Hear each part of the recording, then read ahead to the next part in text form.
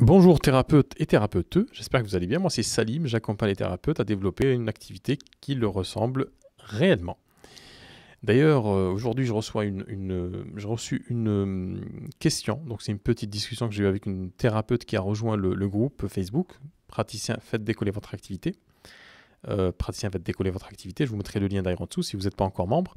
Et donc qui me dit que ce qui pose problème, voilà, ce qu'elle trouve dommageable, je suis en train de dire, ce que je trouve dommage avec le recul, c'est que l'organisme par lequel j'ai fait ma formation ne propose pas de supervision. Donc, en quoi c'est problématique? Et c'est en partie pour cette raison-là que je fais ce métier-là, de cette manière-là, c'est que beaucoup de centres de formation et d'écoles ne proposent pas ces supervisions, ne proposent pas ces accompagnements post-graduation, post-certification. Ce qui fait que le thérapeute se retrouve seul face à lui-même, face à ses acquis théoriques et un petit peu pratiques, parce qu'on pratique normalement. Quand on a une bonne formation, donc on doit aussi faire de la pratique, mais ce n'est pas suffisant. C'est-à-dire c'est pas en suivant deux, trois personnes qu'on va forcément être un excellent thérapeute dès le départ. Donc il faut quand même qu'il y ait de la supervision. Il faut que dans la majorité des cas, il faut être suivi. Il faut asseoir ses informations, ses connaissances techniques et théoriques dans quelque chose d'un peu plus concret, parce que entre la formation et ce qu'on rencontre un thérapeute sur le terrain, c'est quelque chose qui est très très différent. Et donc du coup, ça rajoute une surcouche en fait à toutes les peurs qu'on a avant de se lancer. On se dit non seulement, alors je suis formé, etc., j'ai mon diplôme, mais est-ce que je suis réellement, concrètement capable aujourd'hui de suivre des personnes concrètement? Alors ça rajoute au fameux syndrome de l'imposteur, le fait de ne pas se sentir à sa place, de ne pas se sentir légitime à faire ce qu'on fait.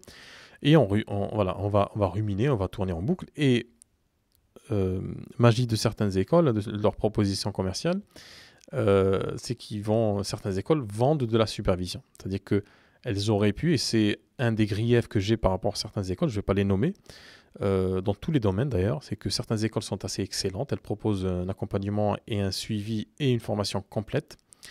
Et puis d'autres écoles n'ont pas cette proposition-là. Pourquoi? Pas parce qu'elles ne peuvent pas le faire, c'est parce qu'elles veulent créer des mini-offres. Donc on va vendre la première formation, et puis la deuxième formation, et puis la troisième, et puis on va vendre aussi de la supervision. C'est comme si on vendait une voiture, et puis on gagnerait autant si ce n'est plus sur la pièce détachée que sur la voiture en elle-même. Petite analogie sur la vente de ces formations. Beaucoup d'écoles sont aujourd'hui, c'est des usines à gaz, hein, elles forment des centaines de personnes, des milliers même de personnes par an, euh, dans une logique commerciale. Alors, pas purement commerciale, parce qu'il y a quand même de la formation qui est dispensée. Dans certaines de ces usines à gaz, il y a de très très bonnes formations et très très bons formateurs.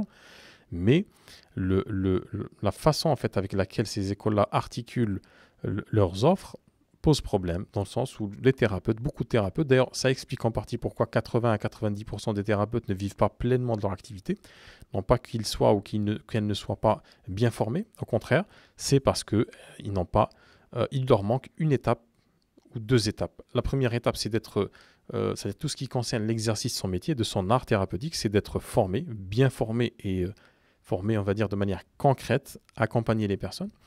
Et puis la deuxième étape, et c'est là où j'interviens, c'est comment rendre visibles justement ces activités-là, ces propositions thérapeutiques, comment rendre visibles les solutions qu'ont les thérapeutes pour les personnes qui en ont besoin. Moi, j'interviens bien après. Mais une personne qui n'est pas supervisée, dans certains cas, je ne dis pas dans tous les cas, mais dans certains cas, ça peut poser problème. Alors, d'aucuns diront que c'est peut-être pas le problème de la supervision qui se pose, mais c'est le problème de la confiance en soi. Certains thérapeutes n'ont pas confiance en eux. Et du coup, ils se cherchent en fait un exutoire, ou plutôt un coupable, manque de supervision. Mais factuellement, et ça c'est depuis quelques temps que j'exerce ce métier-là, factuellement, énormément de thérapeutes ont du mal justement à faire décoller leur activité parce qu'ils n'ont pas confiance en eux. Et cette confiance en eux, elle est multiple. Le manque de confiance en soi est multiple, à des facteurs multiples.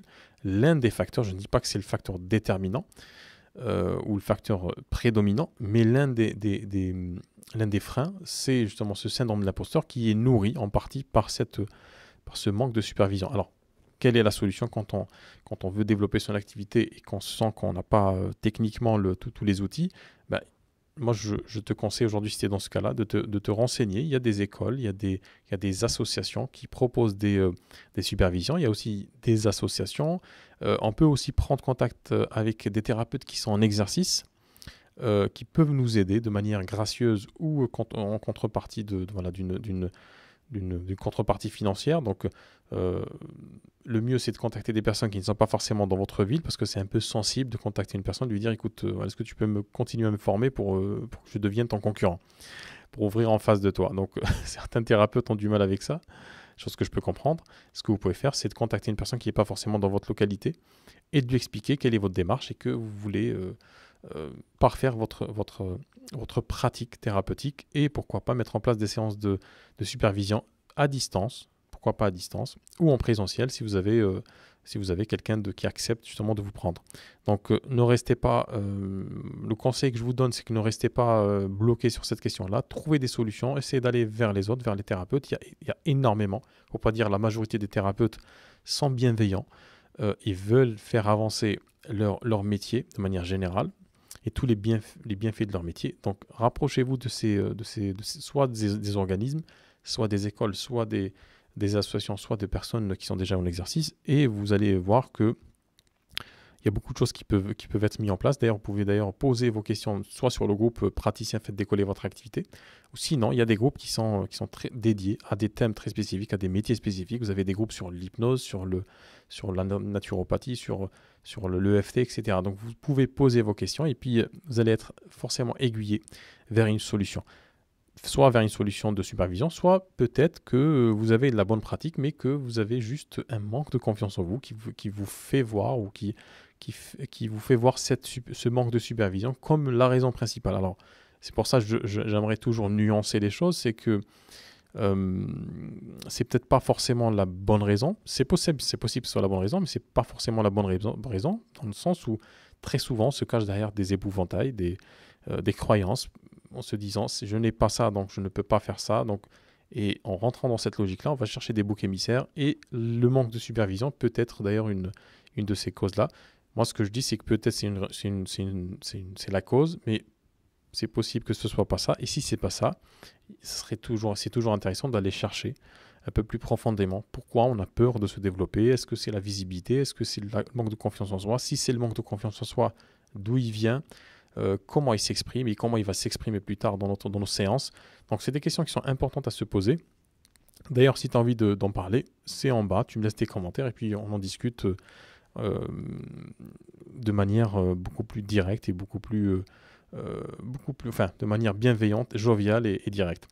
Donc, avant de terminer, si tu regardes sur YouTube, je t'invite gentiment à cliquer sur le petit pouce bleu, en fait, pour faire en sorte que YouTube réponde cette bonne parole dans ses tuyaux, de t'abonner à cette chaîne et puis de cliquer sur la petite cloche pour recevoir tous les nouveaux conseils pour t'aider à développer ton activité. Et sur ce, je te dis à très bientôt. Ciao.